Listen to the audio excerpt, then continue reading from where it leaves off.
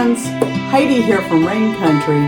God is good all the time. And I'm here today to give you 3 reasons why it might be a good idea to put bands on your jars, whether they be dry goods that have been vacuum sealed or pressure or water bath canned goods. So we hear all the time people constantly saying, oh, you should never leave the bands on your jars.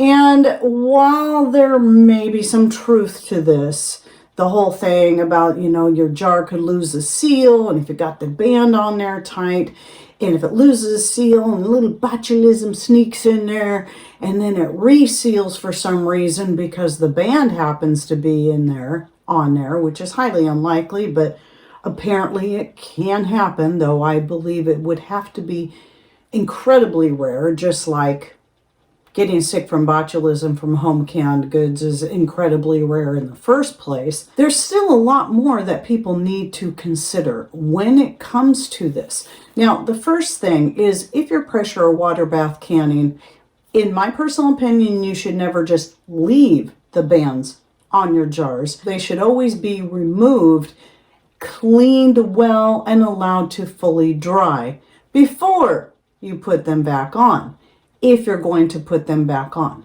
So let's cover these 3 reasons why I say there are definitely situations why you should put those bands on your jars. And the reason I go over the whole, removing them, cleaning them, allowing them to dry thoroughly and putting them back on, because one of the reasons that people say don't leave the bands on your jars is that, well, the bands can get maybe, especially if you're canning fruit or jams, maybe you get a little sticky substance that comes out and then it coats the inside of the jar, of the rim here, this part, or the inside of this, and then what's going to happen is it's going to stick, and if it stays wet, it could rust, and it can make it nearly impossible to get the band off of your jar.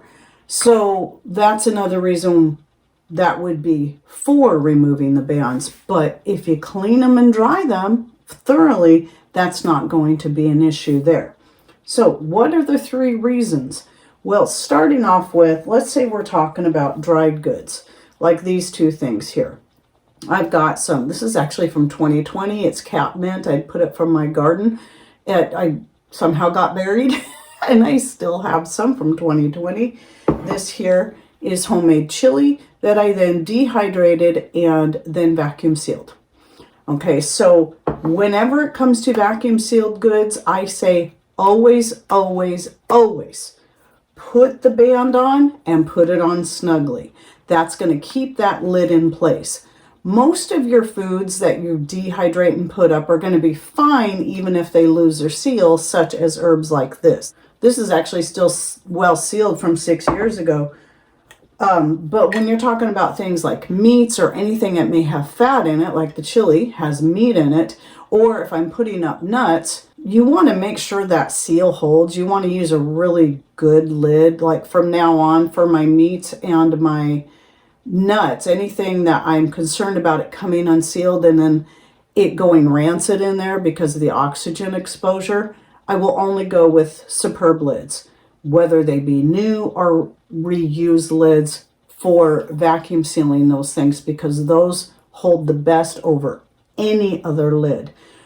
But at any rate, when you're talking about herbs like this, where maybe it's not such a big concern and it does come unsealed and you've got the band off, well, now you're putting yourself at risk. When you go to get this thing down, that stuff's going to go spill everywhere because maybe you don't realize the lid has come unsealed, where having the band on there tightly, for one, if you have it snug and it does come unsealed, that's at least going to help prevent some oxygen exposure in here. So you're less likely with your things like your nuts and your meats for it to go rancid. But also I think it does help prevent it from coming unsealed in storage. So usually that may happen if the jars get knocked around a little bit, or maybe they just never got a really good seal to begin with. Maybe there's a little defect in the lid, because I always recycle the lids, and maybe they're not as good a condition as I might have thought. And then same thing here with zucchini. This is also a dried thing that I vacuum sealed, put the band on snugly. So there's that.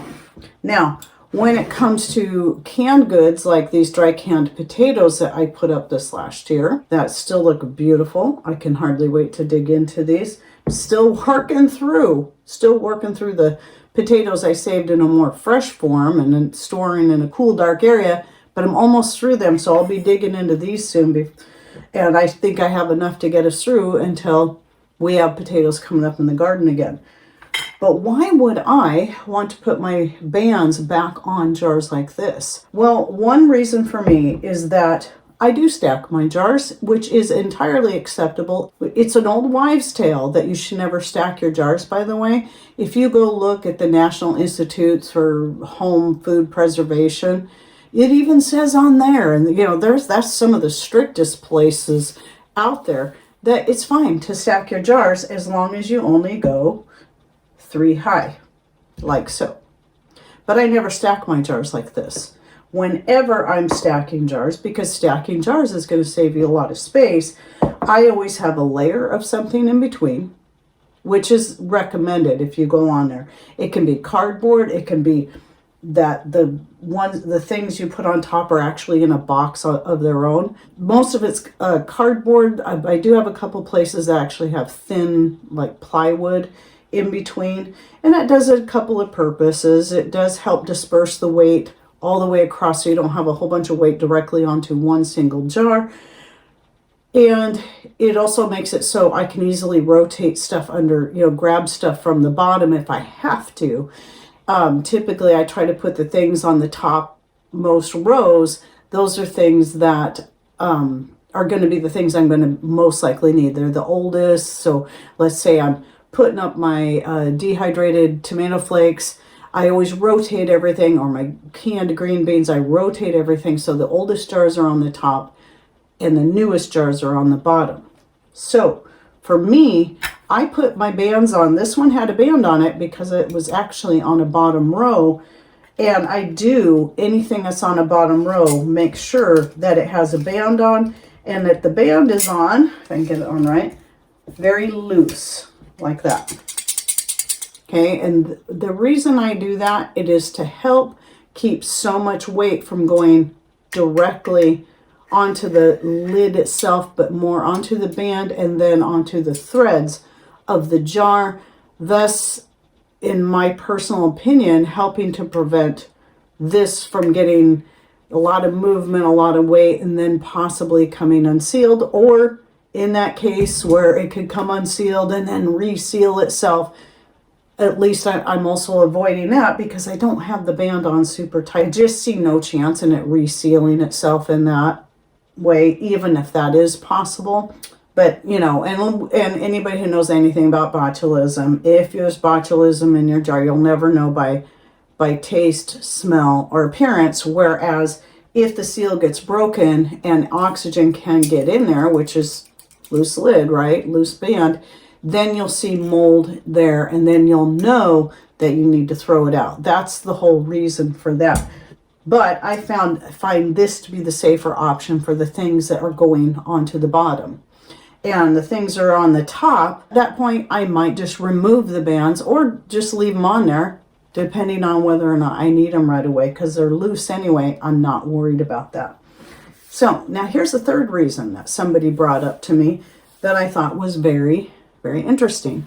They had some kind of disaster, or I think it was flooding, and a lot of their jars and things got knocked down, and they found that mice and rats can actually pry.